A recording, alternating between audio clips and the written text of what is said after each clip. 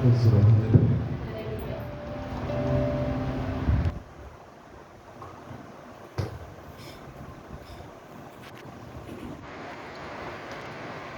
ప్రభు రక్షకుడు యేసుక్రీస్తు పరిశుద్ధమైన నామములో కూడొచ్చిన మీ అందరికీ వందనాలు. బాగున్నారండి అందరూ? దేవునికి స్తోత్రాలు. హల్లెలూయా. ముందుగా నా చిన్న సాక్ష్యం ఏంటంటే, గత వారంలో కొంచెం ఆరోగ్యం బాగాలేదు.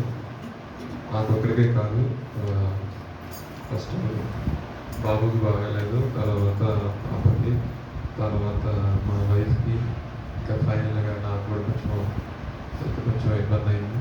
ఏదైనప్పటికీ ప్రార్థన చేసుకున్నాం, దేవుడు మహాకృపను బట్టి మెడిసిన్ తీసుకున్నాం. దేవుడు స్వస్థపరిచి మరలా మీ మధ్యకు వచ్చి కొన్ని నిమిషాలు వాక్యం చెప్పడానికి దేవుడు నాకు ఆయుష్కాలమును ఆరోగ్యం అనుగ్రహించాడు. దేవుడి నామానికే మహిమ ఘనత కలుగును గాక. హల్లెలూయా. పరిశుద్ధ గ్రంథంలోని ఒక చిన్న మాట చూద్దామండి. మత్తయి సువార్త 5వ అధ్యాయము 23వ వాక్యం.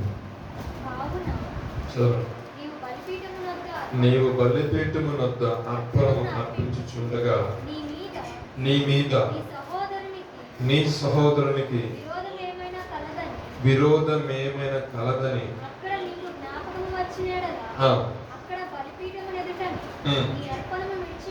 విడిచిపెట్టి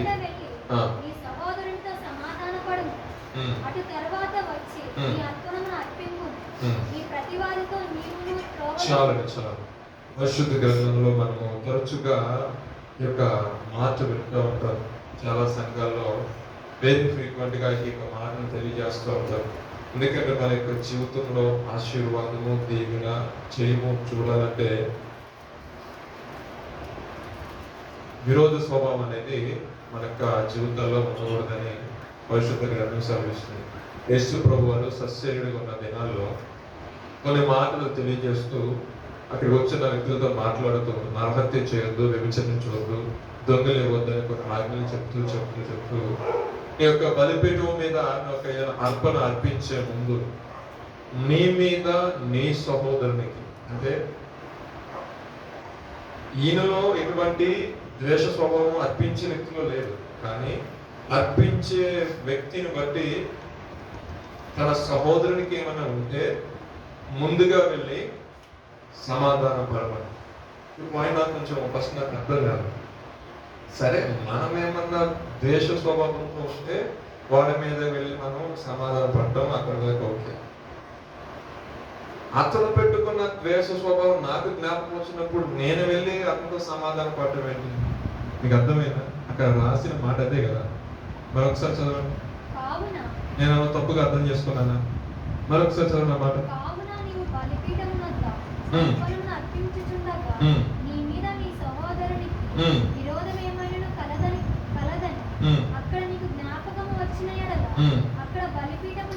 అర్థమైందా? మీకు అర్థమైందా?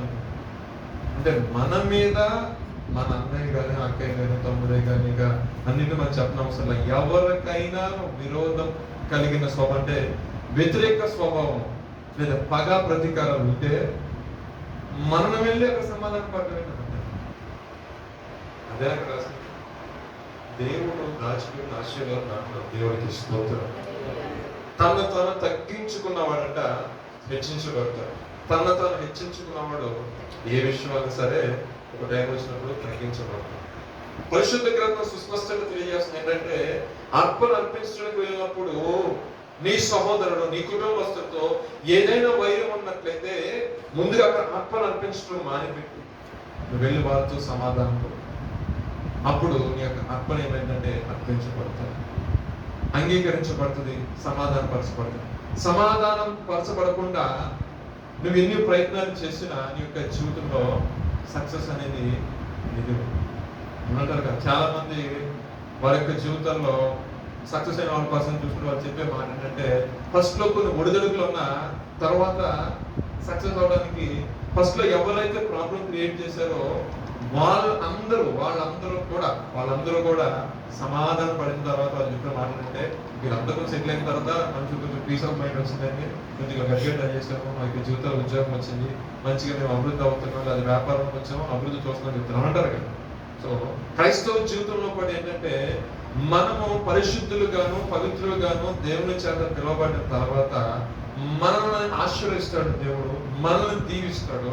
ఆ దీవెన ఆశీర్వాదంతో మనం వెళ్తున్నప్పుడు మనం ఏమి చేయకపోయినా కొన్నిసార్లు మనతో వారికి కొంచెం అసూయ లాంటిది కలుగుతూ ఉంటుంది. ఏం కలుగుతుంది? అసూయ లాంటిది కలుగుతుంది. ఎందుకంటే దేవుడు ఒక వ్యక్తిని పిలిచాడు అంటే ఖచ్చితంగా ఏర్పరుస్తారు. ఏర్పరిచిన తర్వాత ఏం చేస్తారంటే నీతిమంతులుగా మారుస్తారు. నేను చెప్తున్న మాట పరిశుద్ధంగా మాట్లాడు. దేవుడు అంటే ఫస్ట్ వ్యక్తిని పిలుస్తాడంట. పిలిచిన వారు అనేక మంది, దాంట్లో ఏర్పాటు చేయమన్న వారు కొద్దిమంది. ఆ కొద్దిమందిని ఏర్పాటు చేసిన తర్వాత వెంటనే వేరే యాక్షన్ తీసుకోరు. ఫస్ట్ వాళ్ళు నీతిమంతులుగా మారుస్తారు. నీతిమంతులుగా తీర్చిదిన తర్వాత మహిమకు కారణభూతులుగా మారుస్తాడు తన బిడ్డలు. ఆ మహిమకు కారణభూతులుగా మనం మార్చబడినప్పుడు అప్పుడున్న పరిస్థితుల్లో ఒకేసారి రివర్స్ అయిపోతాం. ఎందుకంటే ప్రభుని తెలుసుకున్నప్పుడు విమర్శించిన నోరే, ప్రభుని కొనియాడుతున్నప్పుడు, ప్రభు సన్నిధికి వెళ్తున్నప్పుడు కొంతమంది విమర్శిస్తూ ఉంటారు. మన కుటుంబం వస్తుంది, బయట మనం మాట్లాడుకుంటాం. మనలో ఉన్న వాళ్ళే మనతో వాళ్ళే, మనం స్నేహం చేస్తున్న వాళ్ళే వాళ్ళు అంటారు ఇంకేం దొరకలేదని ఇప్పుడు ఆయన పట్టుకున్నావా అంటారు కొంతమంది. ఇంకేం దొరకలేదని ప్రభు పట్టుకున్నారు నేనేమంటాం. కాబట్టి ఆ మాటలు నేను మామూలు చెప్తుంది. ఇక అన్ని దేవుడు అయిపోయారు, ప్రభు దొరికడానికి అన్న మాటలు కూడా అంటారు. అయినా సరే ప్రభు తన చిత్తంలో ఉన్నావు కాబట్టి, ప్రభు నువ్వు అంగీకరించావు కాబట్టి, ప్రభు కొరకు వెళ్తున్నావు కాబట్టి ప్రభుని ఖచ్చితంగా తలగర నియమిస్తాడు ఈ విషయాలని. సరే నియమించిన తర్వాత ఎవరైతే కొంతమంది ఉంటారు చూసారా, కొంచెం ఓర్చులని వాళ్ళు అసమాధానకరంగా ఉన్నప్పుడు ఆశ్రయించబడి నువ్వేం చేయాలంటే సమాధాన పరచడానికి అది ప్రభు రాత్రి సమర్పించింది. దేవునికి స్తోత్రం. హల్లెలూయా. వారు చావనండి, నాకెందుకండి, వాళ్ళు ఉంటే నాకేంటి, వాళ్ళతో నాకు సంబంధం లేదంటే నేను ఒక మాట చెప్తాను. ఆ మాట చెప్పిన యాక్చువల్లీ ఈ మాట ఇక్కడ యూజ్ చేయకూడదు, కానీ యూజ్ చేయాలి తప్పదు. ఇల్లు తగలిపోతా ఉంది, ఇల్లు తగలిపోతా ఉంది. బురద నీళ్ళు ఉన్నాయి, మంచి నీళ్ళు ఉన్నాయి అన్నారు కదా. బురద నీళ్ళు ఉన్నాయి, మంచి నీళ్ళు ఉన్నాయి. ఇల్లు తగలబెడేటప్పుడు బురద నీళ్ళతో ఆర్పకూడదు, మంచి నీళ్ళతో ఆర్పుకోవాలనే సిద్ధాంతం లేదు కదా. అందుబాటులో నీళ్ళు తీసుకెళ్తాం, ముందులో ఏం చేస్తాము, వంట అవునా. అంటే విరోధ స్వభావంతో ఉన్న వాళ్ళు ఏదో ఒక విషయంలో నువ్వు సమాధానం పడితే నీకు ఆపత్కాలం వచ్చినప్పుడు ఖచ్చితంగా ఏదో ఒక విషయం నీకు సహాయం చేస్తుంది. మీకు అర్థమైన నా పాయింట్, చెప్పాల్సిన పాయింట్ అంటే దేవుడు చెప్తాను. మనం గమనించాల్సిన విషయం ఏంటంటే మనం మన ఆత్మీయ జీవితంలో ముందుకు వెళ్తున్నప్పుడు మన గురించి అసూయపడి వారితో కూడా ప్రభు సెలవిస్తున్న వారిని శత్రువు నీకు అంత కనబడినట్టు వారితో నువ్వు సమాధానంగా పడు, సమాధానంగా మాట్లాడు. అప్పుడు వారి నెత్తి మీద నేను దుఃఖం లేవు వాళ్ళు ఏం చేస్తానంటే నువ్వు అభివృద్ధి అవుతున్న కొలది దుష్టుడు లెగుస్తూనే ఉంటాడు. ఏదో కింద నాగాలి కింద పడాలి. ఆత్మీయ జీవితమే కావచ్చు, నీ పరిస్థితులే కావచ్చు, నీ వ్యాపారమే కావచ్చు, నువ్వు చేస్తున్న ఏ పనైనా సరే వాళ్ళు ఏంటంటే సిగ్గుకు అవమానానికి నువ్వు పాత్రగా చేయాలని వాళ్ళు ప్రయత్నం చేస్తూ ఉంటారు. కానీ మన ఆత్మీయ జీవితంలో మనం ఏం చేయాలంటే ఎవరైనా మనకు తెలుస్తుంది దేవుడు అదే నీకు జ్ఞాపకం వచ్చిన కదా. ఎవరైనా మనం చెప్తా ఉంటారు ఎవరైనా మీకు మీద కొంచెం ఆయన కొంచెం వ్యతిరేకంగా ఉన్నాడు అంటే అప్పుడు మనం ఆయన అయినా సరే ఏదో వ్యతిరేకంగా ఉన్నప్పుడు ప్రభు చెప్తున్న మాట ఏంటంటే అటువంటి జ్ఞాపకం వచ్చినప్పుడు నేను తగ్గించుకునే మొదల ఆత్మతో సమాధానం. ఎందుకంటే దేవుడు సమాధాన కర్తవ్యుడు. మనం తగ్గించుకునే విషయంలోనే దేవుని యొక్క ప్రేమ ఎక్కువగా వెల్లబరచబడదు. దేవుడు కొంతమందికి ఏం చేస్తుంటే కఠిన గురించి కలిగేస్తుంటాడు. కొంతమందికి కావాలనే ఏం చేస్తుంటే హృదయం కఠినపరుస్తాం. మనం ప్రార్థన చేసినప్పుడు ప్రభు ఏం చేస్తాడు, మన హృదయాన్ని మెత్తలపరుస్తాడు. ఆ ద్వారా ప్రభు యొక్క విలువలు వాళ్ళకి తెలుస్తాయి. మనం ఎంత క్రోధ స్వభావంతో ఉన్నప్పటికీ కూడా తన అభివృద్ధి నుండి కూడా ఒక ఉన్నతమైన స్థితిలో ఉండి కూడా నేను తన కీడు తలపెట్టాలనుకున్నప్పుడు అతను ఆ యొక్క స్థితిని మానుకొని వచ్చి నాతో సమాధానం పడ్డాడు. ఇది దేవుడి ప్రేమ అంటే. దేవుడికి స్తోత్రం. నేను చెప్పబోయే మాట అంటే ఎక్కడ ఉన్నా సరే దేవుని మహిమపరచువారిగా, దేవుని గణపరచువారిగా మనం ఉండాలి. అందరూ నీతిమంతులే ఉంటారండి. ఇందాక ఎగ్జాంపుల్ చెప్పాను కదా, ప్రతి అవసరంలో మనకి మంచి వాళ్ళు ఉంటారు, చెడు వాళ్ళు ఉంటారు. కానీ పరిస్థితికి నిలబడే వాళ్ళు దేవుడు ఏర్పాట్లు ఉంటారు. మన సమాధానం పడ్డామనుకోండి, ఆ యొక్క వ్యక్తులు ఏం చేస్తారంటే రేపొద్దు ఏదైనా సమస్య వచ్చినప్పుడు ఏం చేస్తారంటే నువ్వు పడ్డ సమాధానం ప్రకారము వాళ్ళు వచ్చి నీ పక్షాన్ని వాళ్ళు నిలబడతారు. అవునంటారు కదా. మీరు అగ్రి అవుతారు, అగ్రి అవ్వాలి. నేనైతే 100% అగ్రి. ఒక్కొక్కసార్లు మన శత్రువులు మనకు చాలా కీడు చేశారండి, మమ్మల్ని అవమానపరిచారండి. అది రైట్, అవమానం పర్లేదు, ఏం పర్వాలేదు. అవమానం పడిన, నిందలు పడిన, మహాశ్రమ అనుభవించిన తర్వాత మీరు మహిమలు చూస్తారు. దేవుడు కూడా మనల్ని మహిమపరిచిన దినం వస్తుంది. ఆ దినం వరకు మనం ఏం చేయాలంటే వెయిట్ చేయాలి. అయితే మనం అడగచ్చు, మనం ఏమీ చేయకుండానే మనం ఉన్నప్పుడు మనం ఏం చేయాలని అంటే, బైబిల్ ఒక చిన్న మాట చూపిస్తాను. ఇస్సాకు తన యొక్క జీవితంలో తన తండ్రి ఏదైతే బాబులు తవ్వించాడో ఆ బాబుల దగ్గరికి వెళ్ళి తన ఒక మందం మేపుకోవడం, తనకున్న ప్రాంతంలో వ్యవసాయం చేసుకున్న, సేద్యం చేసుకున్నాడు. అబీమెలెకు రాజు తాలూకు వాళ్ళందరూ వచ్చేసి, ఈ ప్రాంతం మాది, ఇక్కడికి వచ్చి నువ్వు బాగా అభివృద్ధి అయిపోతున్నావు, ఈ ప్రాంతం విడిచేసా ఏం చేసి అక్కడ బాబులను బుక్ చేయడం, ఆయన ఉన్న బాబులను వాళ్ళు ఆక్రమించడం జరిగిన తర్వాత ఇస్సాకు ఏం చేశాడంటే ప్రభు చిత్తం అని చెప్పేసి తగ్గించుకున్నాడు. ఆ ప్రాంతం నుంచి ఇంకో ప్రాంతానికి వచ్చాడు. అక్కడ మళ్ళీ బాబులతో పెడతాం ఓన్గా నీళ్లు పడ్డాయి. మనకు తెలిసిన విషయమేనండి, కొంచెం నేను ఈ సందర్భించిన చెప్తున్నాను. మరలా అక్కడికి వచ్చిన తర్వాత కూడా వాళ్ళు ఏం చేశారు, అక్కడికి వచ్చి అడ్డగించిన తర్వాత ఇక ఈయన ఎక్కడికి వెళ్ళి వెంబడిస్తున్నారని నిరుత్సాహంతో నిస్పృహతో ఉన్నప్పుడు ఆ రాత్రికాల సమయం అందంట ఇస్సాకు తన దేవుడి యొక్క ప్రత్యక్షత వచ్చి, నేను నీ తండ్రి అయిన అబ్రహాము దేవుడు, నిన్ను బట్టి భూమి యొక్క సమస్త వంశములు ఆశ్రయించబడతాయి, నీ యొక్క సంతానమును ఇసుక రేణుల వల్ల విస్తరింప చేస్తాను అని ప్రభు తన ప్రత్యక్ష నుంచి మాట్లాడు. వెంటనే తత్మని లేచి ఒక బలిపీఠం కట్టించి అర్పణ అర్పించి ఆయన ప్రార్థన చేశాడు. తన పని పూర్తి చేశాడు. ఇక్కడ ఒక పాయింట్ చెప్పాలని ఆశపడుతున్నాను. ఇక్కడ చూస్తే దేవుని యొక్క వాగ్దానం ఒక పక్కన ఉంది. ఆ వాగ్దానం ఎప్పుడైతే విన్నాడో తను సెపరేట్ చేసుకుని ఇమీడియట్ గా వేసాడు. చేయాల్సిన పని ఏంటంటే ప్రభు ప్రత్యక్షత రావడం అంటే ప్రభు మనం అర్పణ అర్పించాలి. బలిపీఠం ఇమీడియట్ గా ప్రిపేర్ చేశాడు, బలిపశువు బలి అర్పించాడు, ప్రార్థన చేశాడు. ప్రభు ఎవరైతే శత్రువులుగా ఉన్నారో వారికి, మనకైతే గొర్రెపిల్ల కనపడతారు కానీ శత్రువులకు ఎలా కనపడతారు, ఆయన స్వభావం వేరే ఉంటుంది, శత్రువులు కనపడతారు. వారికి ఆందోళన కలిగింది. 26 అధ్యాయం ఆది కాండలో మాటలు ఉంటాయి, ఇక చదువుకోండి. వారికి కనపడిన ప్రత్యక్షను బట్టి వారు ఉదయకాల సమయం అందే పరిగెత్తుకుంటా ఇస్సాకు యొద్దకు వచ్చారు.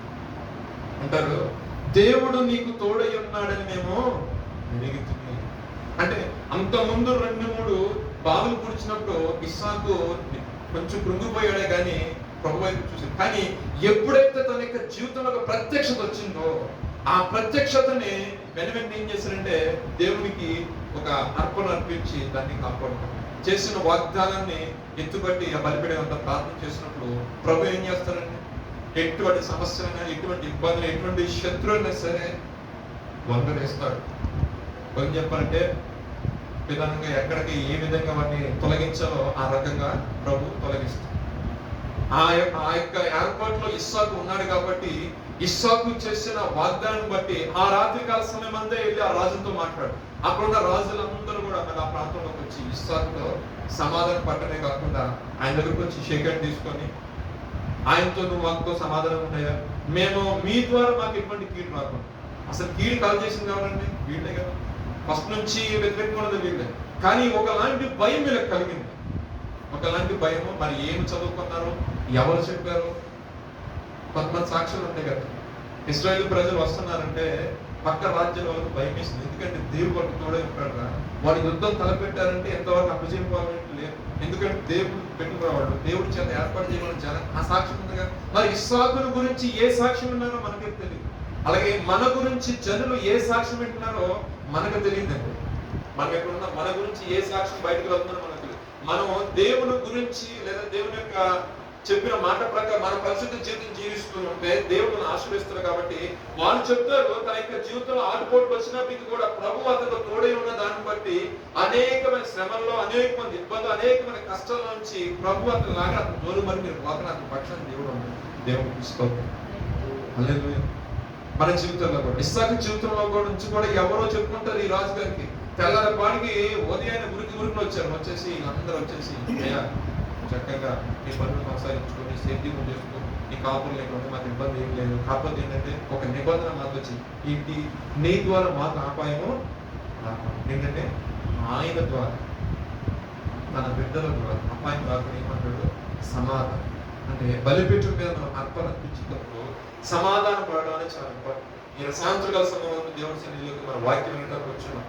ఒక అర్పణ అనేది మనం అర్పించబోతున్నాం. ఒక వాక్యం అయిపోయిన తర్వాత ప్రార్థన అనే ఒక అర్పణ ఆయన దగ్గర తీసుకున్నప్పుడు, స్తుతి అనే అర్పణ బలిపీఠం పెట్టినప్పుడు ఆశీర్వాదం అనే దీవెన నీ జీవితంలో రావాలి. ఇస్సాకు తన యొక్క జీవితం తగ్గించుకుని నడిచిన దాన్ని బట్టి గొప్పగా ఆశించాడు. ఇస్సాకు ఒక్కడే కాదు, తర్వాత యాకోబు కూడా తనకున్న దాన్ని మొత్తం తీసుకొని వస్తున్నప్పుడు లాభాలు అడిగించలేదా?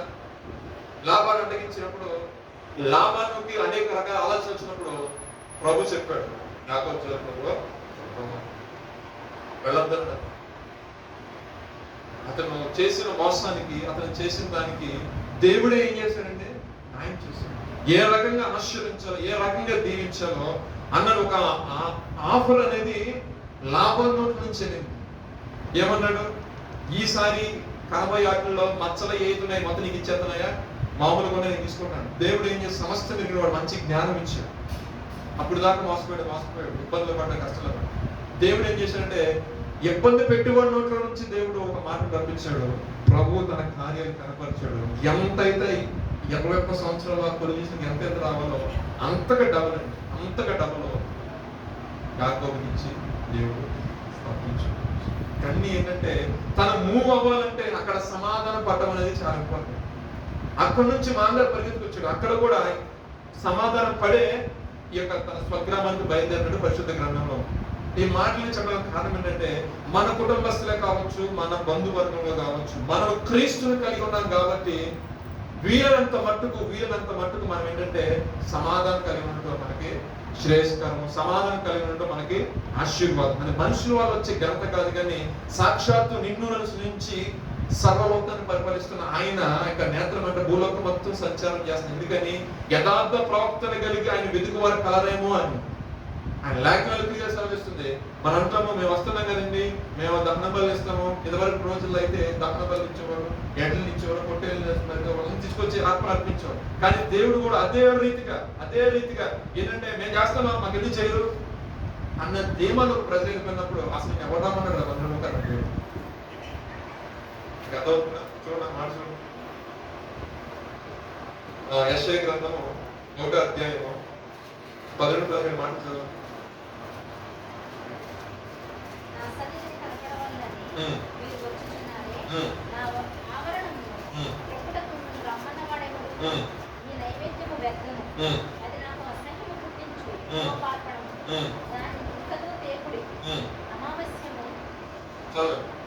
ఇలా చదువుకుంటూ వస్తే చివరి ఒక మాట ఉంటుంది. 17వ వాక్యం చదవండి.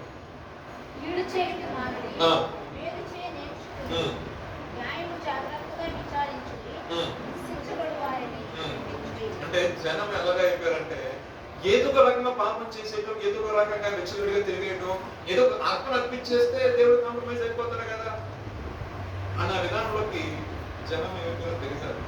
అంటే ప్రభు అంటారు, అసలు నా ముందు అసలు నీలో పరిశుద్ధత ఉందా, నీలో పవిత్రత ఉందా, నీలో యథార్థమైన జీవితం ఉందా? ప్రభు అంటున్న మాట, మీరు కీడువే చేస్తున్నారు కానీ మేలు చేసే విషయాన్ని మీరు చాలా దూరంగా ఉన్నారు. నీ సహోదరుల మీద నువ్వు వేరొక స్వభావం కలిగి ఉన్నావు, వ్యతిరేక స్వభావం, వ్యతిరేక బుద్ధి పెట్టుకున్నావు కదా. నీ ఇంట్లో వారి మీద నీకు పడలేదు కదా. అసలు నా మందిలో అవును రమ్మని ప్రభు అంటే ప్రతి ఒక్క వ్యక్తి యొక్క జీవితంలో ఆశీర్వాదం దీవులను చూడాలంటే కేవలం మందిరం కోసం సరిపోతుంది. మందిరం వస్తున్న మనం ఒక ప్రత్యేకమైన జీవితాన్ని మనం జీవించుకోవాలి. యేసుప్రభు గారు ప్రేమమయుడు అంటారు కదా, ఆయన ప్రేమ గుణాతిశయం మొత్తం మనలో ఉంటారు. అంటే ఎంతటి శత్రువునైనా సరే క్షమించే స్వభావం. ఒకవేళ నాకు వద్దండి, నేను క్షమించలేని బాబు, నా వల్ల కాదు అని క్షమించడం అయితే ఒక మంచి చాలా సింపుల్ మాట చెప్పాడు. నాకు సువార్త ఒకసారి 11:25 వాక్యం.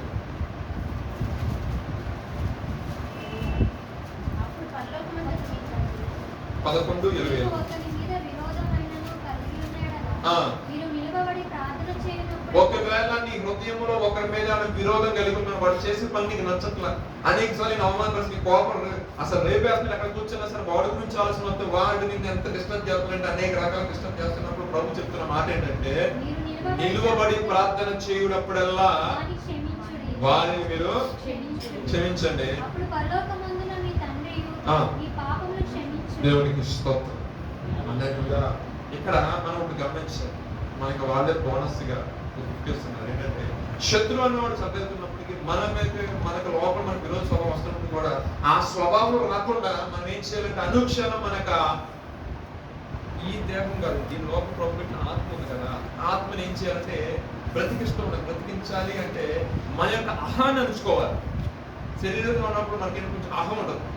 మనం అంటారు కదా, 1500 రూపాయలు డబ్బులు తీసుకున్నప్పుడు నెలకి ఏమంటే 17,000 తీసుకున్నప్పుడు కొంచెం గొప్ప, 1,70,000 తీసుకుంటే కట్ట ఉంటుంది, ఇంకొంచెం వస్తుంది కదా, అది తగ్గించుకోమంటాడు దేవుడికి స్తోత్రం. హల్లెలూయా. హల్లెలూయా. మీకు అర్థమైందా? అంటే మనిషి యొక్క అహం నువ్వు ఎంత ఎదుగుతున్నప్పుడు కూడా మన యొక్క జీవితం ఏంటంటే శత్రువు అన్నవాడు మనకు కనపడినప్పుడు మనం వాడి విషయంలో మనం ఏం చేయాలి, నిలబడి ప్రార్థన చేయనప్పుడు మనకు క్షమిస్తాంట దేవుడు మన యొక్క అపరాధం క్షమిస్తా. అంటే వాడి మీద ద్వేష స్వభావం పళ్ళు నోరుతాం అనుకోండి, మన బీపీ వస్తే బీపీ వాళ్ళు ఏంటంటే కిని సక్రమైనా దాని ఎసిడిటీ వస్తే ఇంకా నానా రకాల రోగాలు మొత్తం దాంట్లో ప్రభు శంకర్ సింపుల్ చెప్పిన మాట ఏంటంటే, ఒకవేళ ఇంకా వీడియో కనపడ్డా నోరు మూసుకొని నిలబడి ప్రార్థన చేసినప్పుడల్లా, ఎవరు ప్రార్థన చేసినప్పుడల్లా వారిని క్షమించు. ఆ క్షమించే మనసు రావాలంటేనే ప్రార్థన కావాలి. ఆ మనసు రావాలంటే మోకాల మీద ప్రార్థన చేయబోదు, ఆ మనసు రాలేదు. దయచేసి గమనించు. అంటే నీకు మోకాల జీవితము ప్రభుత్వం ఒక అన్య సహవాసం ఉన్నప్పుడు మాత్రమే ఎదుటి వారి యొక్క వ్యక్తి యొక్క పాపాలను క్షమించగలే. నేను మామూలుగా నేను ఎందుకు పొరపాటు చేసిన తప్పని క్షమించమన్నా అసలు అంట, కానీ ఆ లోపల ఉన్న ఆ మనసు పలానా రోజు చేసేది కదా అడుగు మనిషి ఆత్మ కలిగి చేస్తాం. కానీ దేవుడు ఉంచిన ఆత్మ అంటది ఆయన మొహం మీద ఉన్నప్పుడే ఆయన శిలువపై కొట్టిన తండ్రి వీరు ఏం చేస్తూ వీరు తెలియగా క్షమించుకున్నారు. ప్రభు యొక్క మనసు అండి, ప్రభు యొక్క మనసు అంటే అంటారు అంటే అన్ని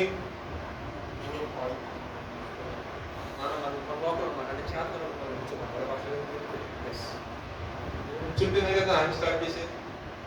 నువ్వు రెచ్చిపోతే ఆయన పక్కన చనిపోతాను, కానీ నీ ఇష్టం, నా ప్రమేయం లేక నువ్వు ఆత్మ నాకు టైం ఇస్తే వచ్చి మాట్లాడటానికైనా నేనేం చేయడానికి నాకు సమయం ఇవ్వాలి కదా. మీకు అర్థమైంది నేను చెప్పే మాట.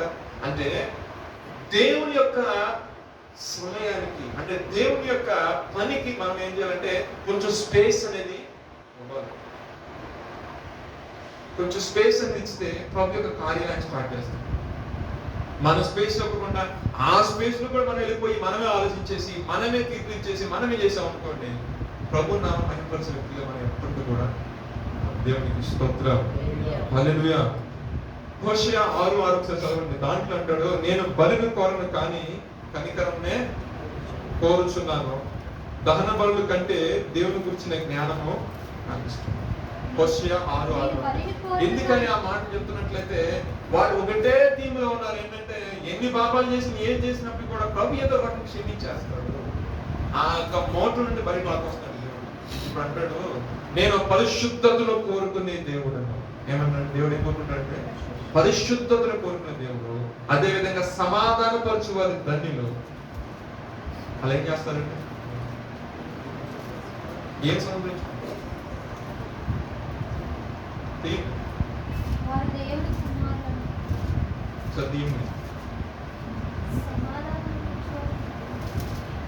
కొనవే ప్రసంగం 5వ అధ్యాయం 9వ వాక్యం. దేవునికి స్తోత్రం. ఆ వారసత్వము ఆ సింహాసనం మనం కూర్చోవాలి అని ఆశిస్తే సరిపోలేదు. జీవ గ్రంథంలో పేరు ఉండాలి. ఆ పేరు రావాలి, ఆ యొక్క క్వాలిటీస్ మనకు రావాలంటే మన యొక్క వ్యక్తిగత జీవితంలో చేసే పనులు క్రియలు మారకుండా నేను అదే రకంగా నేను జీవిస్తున్నాను, బట్ నాకు ఆశీర్వాదం కావాలి. నేను అదే కళ్ళు మూసుకొని ఉంటాను, నాకు అదే దేవుడు కావాలి. నేను ఏ పని చేయను, నాకు సక్సెస్ కావాలంటే మూర్ఖుని యొక్క స్వభావం. పరిశుద్ధ గ్రంథంలో చదువుతుంటే చక్కగా మాట్లాడు సామెతలు ఉంటారు.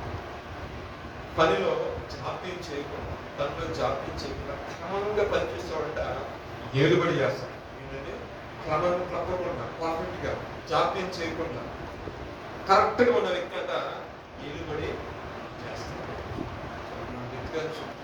ప్రభు మనం కోరుకునేది ఆ యుగ యుగాల్లో ఆయనతో పాటు మనం కూర్చొని ఆయనతో కూడా సింహాసనం కూర్చొని ఏలుబడి చేయడం ప్రభువు. మనం దానికి ఏం చేయాలంటే ఆయన చెప్పిన విధులు ఆయన కర్మ కైకొన్న వారికి ఉండాలి. కనికరం చూపించమంటాడు దేవుడు. ఎంత శత్రువైనా సరే, ఎంత ఇబ్బంది కలిగించే వ్యక్తి అయినా సరే కొంచెం తగ్గించుకోవాలి. మీరు మనుషుల వల్ల వచ్చే కోపం కాదు, కానీ నన్ను బట్టి. ఇప్పుడు మనలో 2 వేరియేషన్స్ ఉన్నాయండి. దేవుని ప్రేమ కలిగి ఉన్నప్పుడు వాళ్ళ గొప్పన కొంచెం ఆ మనసు ప్రార్థన చేసుకుని మనం ప్రభు పీస్ ఆఫ్ మైండ్తో బయటకు వచ్చినప్పుడు ఎవరు నాది మాట్లాడినా కూడా మనం ఏం చేస్తామంటే ఇప్పుడు దాకా ప్రార్థన చేస్తాం. ఆ నోట్లో పెట్టండి, డ్రైన్ మీద కాలు పెట్టడం అసలు ఆ నోట్లో పెట్టడం. ఎందుకంటే మనం చూసుకునే ప్రభావం రైట్. ప్రార్థన చేసుకోకుండా ఓ 10 రోజులు మానేసి ఎవరైనా అటు నుంచి వదులుతున్నాడు అనుకోండి, ఇమ్మీడియట్గా మనం చేసే యాక్షన్ ఏముంటుంది? ప్రభు తప్పు చెప్తామా? మనం నోరు బాల్చుకుంటాం లేదా? అక్కడే మనకి స్వభావం అనేది తెలుసు.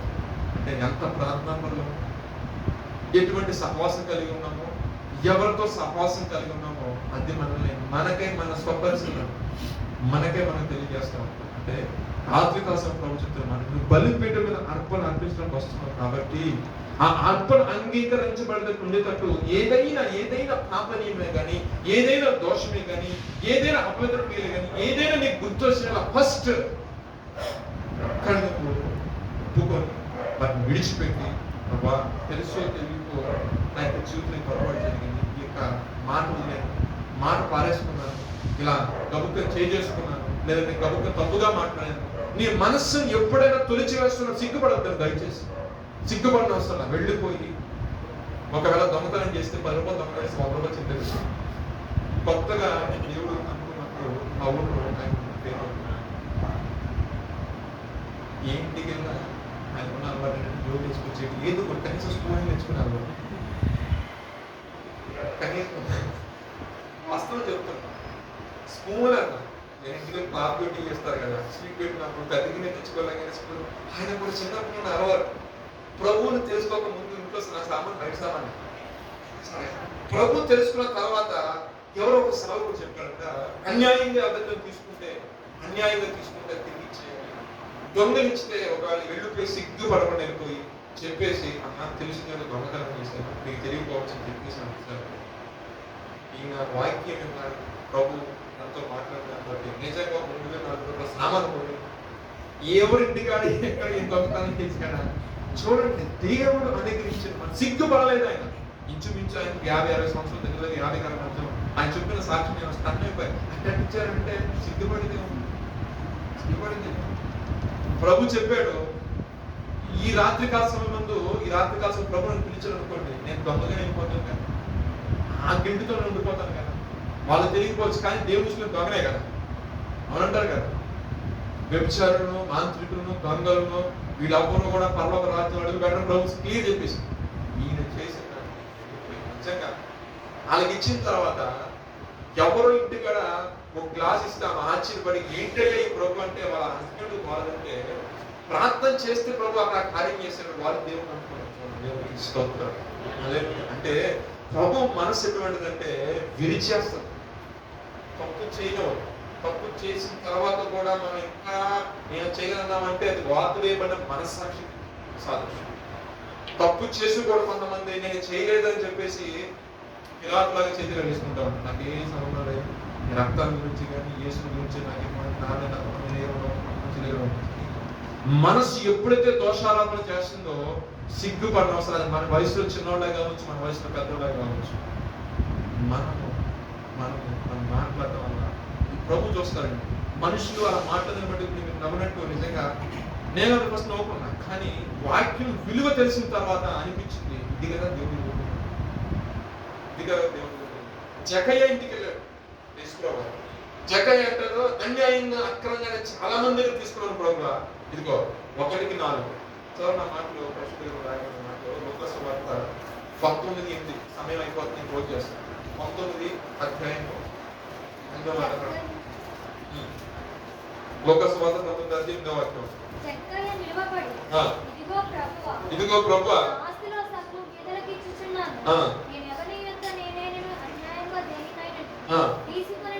తీసుకుని ఎడల ఒక్కటిగా ఆయన ఒకటి ఇచ్చాడు, కానీ బైబిల్ ఏం చెప్తుంది ఆయన జక్కయ్య గారు ఏం వేస్తున్నారంటే 1:4 అంటే దేవుని యొక్క మనస్సు వెళ్ళింది అనుకోండి, మన కూర్చొని నుంచొని ఆ పని చేసేదాకా నిలబడి ఎంగిలి చేతితో కూడా తాకిన వ్యక్తున్నారు మా ఊళ్ళో. నాకేమో డబ్బులు అవసరం, హైదరాబాద్ రావాలి, ప్రాజెక్ట్ కంప్లీట్ చేసుకుని ఎంసీఏ ప్రాజెక్ట్ వెళ్ళలేని పరిస్థితి. కన్నీరు కాలుస్తూ ప్రొఫెసర్లో కూర్చొని మొరపెడతా ఉన్నా. నాకు తెలిసి ఆ వ్యక్తిగత రికార్డులో తీసుకోవడమే కానీ ఇవ్వడం లేదంట. నాకు తెలియదు ఆ విషయం.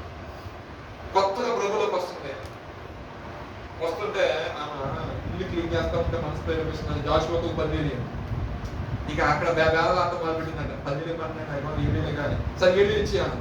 నేను ప్రార్థన చేసుకుని చర్చకొని బయట మా ఇంటికి కిలోమీటర్ నడుచుకుంటూనే పోవాలి. ఉన్నది ఒకటే సైకిల్ నాన్నగారు తిరుగుతున్నారు.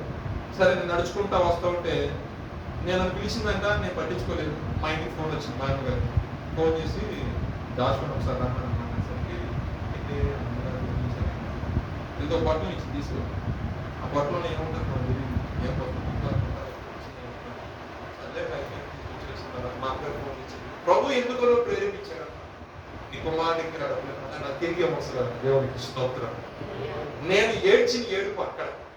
నేను ప్రభు ఏదైనా నా వల్ల పొరపాటు జరిగి నాకు ఎంత డిలే అవుతుందా, నా ఫ్రెండ్స్ అందరూ కూడా బయలుదేరిపోతున్నా, దగ్గర రూపాయలు నా పరిస్థితి ఏంటి ప్రభా, నా ద్వారా ఏమన్నా మిస్టేక్ జరిగిందా, నా ద్వారా ఏమన్నా పొరపాటు జరిగిందా, నేను ఏడుస్తూ ఉన్న ప్రభు సన్నిధిలో. ప్రభు ఎవరినైతే సిద్ధపరచాలో ఆర్థిక సంబంధించిన లేదు ఒక మాట నిజంగా ఆవిడ గురించి ఎవరికి ఇచ్చే రకం కాదు, ఎవరికి ఇస్తేనే తీసుకుంటారు. అసలు ఒక రూపాయి కూడా అసలు ఎవరికి ఇలా ఇచ్చి అనే రకం కాదు. అటువంటి వ్యక్తులకు జక్కయ్య జీవితం చూడండి. యేసు ప్రభు వారు ఎప్పుడైతే తన యొక్క గృహాన్ని సందర్శించాడు, ఎప్పుడైతే గృహాన్ని ఆయన అంటున్నాడు, ఈ ఒక్కరికి ఎవరైతే ఒక తరం తీసుకునేవారు నేను విమర్శలో అన్యాయంగా తీసుకుంటే నేను 6 రెట్లు తిరిగి ఇచ్చేస్తాను. ఎందుకని అంత సమాధానం వచ్చేసింది? ఎందుకని అటువంటి పశ్చాత్తాపం పొందుకుంటే మన యొక్క జీవితము యుగాలు ఎవరితో ఉంటుందండి? ఆ యొక్క జీవ గ్రంథంలో ఎంత ప్రకటిస్తున్నా నేను ఏదైనా పొరపాటు చేయడం వల్ల జీవ గ్రంథంలో నా పేరు తప్పించబడింది అనుకోండి, మీరంతా పరలోక రాజ్యంలో ఉంటారు, నేను నరకలో చావు అంటారు కదా. నేనైతే దగ్గర ఒక సిగ్గుపడిన విషయం చెప్పాను. ఎందుకంటే ఆయన పొట్టలో వేస్తారంట. ఎలా వేస్తారంటే శుద్ధ సువర్ణ అయ్యేంత వరకు పొట్టలో వేస్తారు. శ్రమలు, ఇబ్బందులు, కష్టాలు వస్తున్నాయి కదండి, మరి ఎలాగంటే తాలేదంటే నువ్వు ఎంతవరకు తట్టుకుంటావు, నీ లిమిట్ ఏంటో, నువ్వు ఎంత శోధించబడతావో ఆయన మొత్తం తెలిసే పరిస్థితుల్లో సాధిస్తుంది. అంటే అది ఆ యొక్క బౌండ్ దాటిను ఇబ్బంది పెట్టండి. ఇక్కడ వరకు ఓకే, ఈ లెవెల్ వరకు జాషువా తట్టుకుంటానంత వరకు అక్కడ వరకు ఎలా చేస్తాడు దేవుడు. ఇక్కడ వరకు సుజిత్తులు అంటే అన్న అక్క వాళ్ళు కదా, ఆ లెవెల్ వరకు అది దాటి వెళ్ళలేవాడు. అది మనం గమనించుకోవాలి. ఏదైనా సరే శోధించబడిన దేవుడి చేత శోధించబడిన ఇప్పుడు అనుకోకూడదు. దేవుడు ప్రత్యేకంగా ఎవరిని శోధించేవాడు ఏ రకంగా ఉన్నప్పటికీ కూడా ప్రభు ఒక లిమిట్, ఆ లిమిట్కి వచ్చాక ఆయన నిలబడిపోతారు. అన్ని పని అక్కడ ఆ టైంకి వచ్చేస్తాడు. ఆ టైంకి వచ్చి కావాల్సిన విడుదలే కానీ, ఆ టైంకి కావాల్సిన సహాయమే కానీ ప్రభు ఆశ్చర్యకరంగా చేసి ఎక్కడైతే మనం తాగుతున్నాం, ఎక్కడైతే అనుకుంటామో అలా అక్కడి నుంచి లేపుతాడు ప్రభు. లేపుతారు ఆ యొక్క తేజస్సు, ఆ యొక్క గొప్పతనం చాలా దేవుడు ఘనంగా ఉంచుతాడు. నా జీవితంలో ఆశీర్వాదం తీసుకోవాలంటే మనం సమాధానం పడాలి, దేవుడితో సమాధానం పడాలి, సంఘ విశ్వాసం మధ్య ఉంటే సమాధానం పడాలి, సహోదరుల మధ్య సమాధానం పడాలి. ఉద్యోగం చేస్తున్న నీ పైన అధికారం లేదు, ప్లాన్స్ ఏముంది, ఫస్ట్ సవరించుకోవాలి. తగ్గించుకోవడంలో తప్పు లేదు, తగ్గించుకోవడం ఏ విషయంలో కూడా తప్పు లేదు. ఎంత ఉన్నా సరే మనం ఎవరు తగ్గించుకుంటున్నాం? మన యాటిట్యూడ్ కానీ, మనకున్న విధానం కానీ, మన ఆశలు అన్ని ఉన్నా సరే ఎవరిని బట్టి మనం తగ్గించుకుంటాం అని ఒక విషయం కాదు. ఎవరిని బట్టి అంటే క్రీస్తుని బట్టి. ఆ ఒక్క విషయం గమనించుకోవాలి. క్రీస్తు నన్ను ఏర్పరుచుకున్నాను కాబట్టి, నన్ను చూస్తున్న వారు సొసైటీలో నా ప్రభు చూస్తున్నాను కాబట్టి, నా ప్రవక్తల మీద ఆయన కనుదృష్టింది కాబట్టి, వీళ్ళందరూ ఎదుటి నన్ను ఒక పత్రికగా ప్రభుత్వం పెట్టాను కాబట్టి, నేను ఎట్టిగా గడుస్తున్నాను, నన్ను చదువుతున్నారు కాబట్టి, నా యొక్క సమస్త ప్రవక్తల మీద ఆయన అధికారిగా ఉన్నాడు కాబట్టి, నా మూలంగా ఆయన ఆమెకు అవమానం రాకూడదు కాబట్టి, నేను నిత్యము ఆయనతో ఒక కమ్యూనికేషన్ నేను ఎప్పుడు కూడా మెయింటైన్ చేస్తూనే ఉన్నాను. ఆయన ఇచ్చిన అడుగు జాడల్లో, ఆయన ఇచ్చిన ఆలోచన నడిచిననుకోండి, నా యొక్క జీవితం ఎలా ఉందండి? దేనికి మాత్రం అసలు మెరగొచ్చు. ఆ కమ్యూనికేషన్ ఎలా మెయింటైన్ చేయాలి అంటే, ఆ కమ్యూనికేషన్ ఎలా సంఘంగా, సమాజంగా కూడుకున్నప్పుడు, సమయం ఇచ్చినప్పుడు వ్యక్తిగతంగా ఎంతసేపు ప్రార్థన చేయగలుగుతాం అంతసేపు. ప్రార్థన అంట దేవునితో సంభాషణ, పరమ తండ్రితో సంభాషణ, దేవుడితో సంఘర్షణ, అంటే ఆయనతో ఎకాముకిగా మాట్లాడుకునే ఎక్కువ సమయం కేటాయించింది. స్మార్ట్ ఫోన్స్ వచ్చిన తర్వాత మీరైనా కాదు, నేనే కాదు, ఎవరైనా సరే ఎక్కువ సమయం ఒక దానికి వెళ్ళేసరికి ఒక 2 minutes చూసారు, దానికి కాస్త 2 hours అయిపోతుంది. మీకు అర్థమవుతుందా? మీ ఒక్కరి గురించి మాట్లాడట్లా, ఈవెన్ మేము కూడా ఏదైనా కంటెంట్ కోసం నేను సెర్చ్ చేస్తాం అనుకోండి, ఆ కంటెంట్ కోసం అసలు అయిన దాన్ని వదిలేసి ఇదేంటి అనేసరికి అరౌండ్ 1 hour to 2 hours తినేస్తాం. కాబట్టి నేను సోషల్ మీడియాకి నేను ఎక్కువ ప్రిఫరెన్స్ ఇవ్వని చెప్పట్లేదు, కానీ దాన్ని ఎంతవరకు అనగదొంపాలి అంతవరకు అనుకుంటున్నాను. ఎక్కువగా ప్రభుకి ఇంపార్టెన్స్ మీ జీవితాల్లో చేయాల్సిన దేవునికి స్తోత్రం. హల్లెలూయా. చివరి ఒక మాట, 1 సమూయేలు 15:22. ఇది కూడా మనకు తెలిసిన మాటే. సమూయేలు ఒక మాట సెలవిస్తున్నారు. 15:22. 1 సమూయేలు 15. అందుకు సమూయేలు తాను సెలవిచ్చిన ఆజ్ఞను యెహోవా సంతోషించును.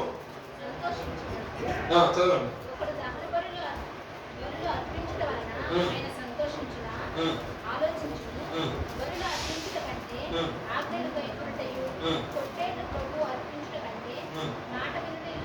అంటే ఇక్కడ చెప్తున్న మాట ఏంటంటే ప్రభు యొక్క మాట మనము వినాలి, అదేవిధంగా ఆయన యొక్క ఆజ్ఞను మనము కైకొనాలి. ఆయన ప్రతి నియమాన్ని నీతిగా తీసుకోవాలి, నీతిని అనుసరించినాడు. నేను పరిశుద్ధతను కోరుకునే దేవుడు కాబట్టి ఆ పరిశుద్ధతని అలవరుచుకోవడానికి దాన్ని వెంటాడు. దానికోసం లోకంలో కొన్ని విషయాలు పొందుకోవడానికి మనం పోరాటం చేస్తాము, స్టేటస్లు పెడతాము, దానికోసం మేము ఎదురు చూస్తుంటాము. అదే మన జీవితాన్ని మాట్లాడతాము. అదే ప్రయారిటీలో ప్రభువులు పెట్టుకున్నట్లయితే నీ జీవితంలో ఆశీర్వాదకరంగా. దేవుడు సౌలుని ఒక రాజుగా నియమించిన తర్వాత కొన్ని మాటలు చెప్పారు, మనకు తెలుసుకున్నాం. ఏంటంటే ఆ అమాలేకుల సంతానానికి ఏం ఉంచొద్దు, శుభ్రంగా కొట్టివేసి నేర్పించి, అదేవిధంగా శిబితమైన దాన్ని ఏం తెచ్చుకోవద్దయ్యా అని క్లియర్గా ఒక ఆజ్ఞాపూర్వకంగా ఒక మాటగా చెప్పాడు, ఒక ఆజ్ఞాపూర్వకంగా చెప్పాడు. చెప్పినప్పుడు ఈయన గారు ఏం చేయాలంటే, అవును కదా, దౌర్భాగ్యుడిని, యోగ్యత లేనివాడిని, గాలులు కాసుకున్నవాడిని నన్ను తీసుకొచ్చి కూర్చోబెట్టు, సింహాసనం కూర్చోబెట్టాడు కదా. ఆయన ఏమన్నాడు, ఆయన చెప్పిన మాట చేయాలంతే. ఈయన సొంత తెలివితేటలు ఉపయోగించి ఏం చేశాడు, చేయాల్సిన పని చేయకూడదు, శ్రేష్టమైన మంచి దాచిపెట్టు. పాస్టర్ గారు రావడం, పాస్టర్ గారితో మాట్లాడుతున్నాం, పాస్టర్ గారి హృదయం దేవుడు అప్రత్యక్ష దైవజనులకు ఇస్తారు. మనం ఏం మాట్లాడతాం, మన హృదయం ఏమో దైవజనులకు అర్థమైపోతాం, దేవుడికి ఇష్టమవుతుంది. అదే ఎందుకంటే వాళ్ళ కనెక్టివిటీ ఆయనతో ఉంటుంది కాబట్టి ఆయన గ్రహింపజేస్తూ ఉంటాడు. ఏ బాబు ఎటువంటి వాడు అటువంటి వాడు కొన్ని ప్రత్యక్ష దేవుడు చూపిస్తాక ఎవరి గురించి మేము ఏం మాట్లాడడం, దేవుడికి ఇష్టమవుతుంది. అయితే విషయం ఏంటంటే ఈ దైవజనుడు అంటాడు, అన్ని చేసాం అంటే అర్థం చేశాను, అర్పించడానికి ఎవరు తీసుకున్నాం నేను అడిగాడు దేవుడు, నీకు అని అర్పించమని చెప్పాడు. నీకేమన్నా చెప్పిన పని చేయాల్సిన పని చేసుకుంటూ ఆయన చెప్పిన పని చేయకుండా తీసుకొని దాచిపెట్టి, ఎందుకు దాచిపెట్టాలనేసరికి ఈ దేవుడికి బలి ఇవ్వడానికి, ఆర్పణ అర్పించడానికి, ఆ పొట్టిల్లో 9 దూరం చనిపెట్టాం అప్పుడు ఆయన ఆజ్ఞ అంటాం, మాట వినటం కొనుగోలు అర్పించడానికి కూడా గొప్ప. అంటే మీకు ఎంత చేసినా అనొచ్చు, ఎంతో సరఫరా అర్పించినా కొన్నిసార్లు చెప్పిన సమాధానం పడిపోతాం, కానీ మాట ఆయన ఆజ్ఞలు నడవకపోతాం. ఏముంది సహోదరులతో ఈ వారం చెప్పారు కానీ నష్టం చెప్పారు ఏమని, ఇంట్లో అంతా సమాధానం పడిపోయి దేవుడికి స్తోత్రం, వెళ్ళిపోతాడు శుభ్రంగా నాట్లు కూర్చుంటాడు, చేసి లాగేస్తారు, అర్థం కానీ బుద్ధి చేస్తాడు. నోటి ద్వారా జారే మాటలు ఉంటాయి, చూపుల వల్ల పోయే ఆలోచనలు ఉంటాయి, తలంపుల వల్ల ఎగిరిపోయే ఆశీర్వాదాలు ఉంటాయి. ఇవన్నీ ప్రభుని వెంబడించాలంటే తాను ఎలా మార్చుకోవాలో వ్యక్తులుగా మార్చుకోవాలి అని. అంటే నీవే ఒక సైట్ అంటారు సార్, అంటే ఒక పరిశుద్ధ జీవితాన్ని ఈ లోక మాలిన్యం అంటకుండా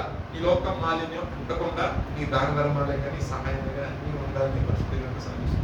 సో అదే నేను కన్క్లూడ్ చేసే విషయం ఏంటంటే మనం ప్రభుతో ఉండాలి, మనం ప్రభుతో మన యొక్క జర్నీ కొనసాగాలంటే మన యొక్క జీవితంలో ఫస్ట్ ఆఫ్ ఆల్ ఏంటంటే సమాధాన పడే గుణం ఉండాలి, 2 తగ్గించుకునే స్వభావం ఉండాలి. శత్రువు తలుపుతున్నప్పుడు కూడా ప్రభు కొంచెం స్పేస్ ఇచ్చి నువ్వు పక్కన నిలబడ్డావు అనుకో, ప్రభు మరణ యొక్క జీవితంలో అటువంటి శత్రువు రాకుండా ఏం చేస్తాడంటే నెట్టివేయటమే కాకుండా ఇన్ ఫ్యూచర్ లో ఏమన్నా రానివ్వకుండా ఆ భయాన్ని క్రియేట్ చేస్తాం. ఇంకొకటి ఏంటంటే సమాధానం పడటం వల్ల వచ్చే గొప్ప ఆశీర్వాదం, గొప్ప ప్రత్యక్షత, గొప్ప దీవెన మనం చాలా చూసినాం. కాబట్టి దేవుడు మన జీవితంలో గొప్ప సమాధానం మన కుటుంబాల్లో, మన సంఘాల్లో మనకు అనుగ్రహించుకుని నడిపించును కాక ప్రార్థన చేస్తున్నాను. వ్యక్తిగతంగా ఎవరికి ప్రార్థన చేస్తున్నాం. తర్వాత చివరిగా మనం సతీష్ గారు చిన్న ప్రార్థన చేస్తాం.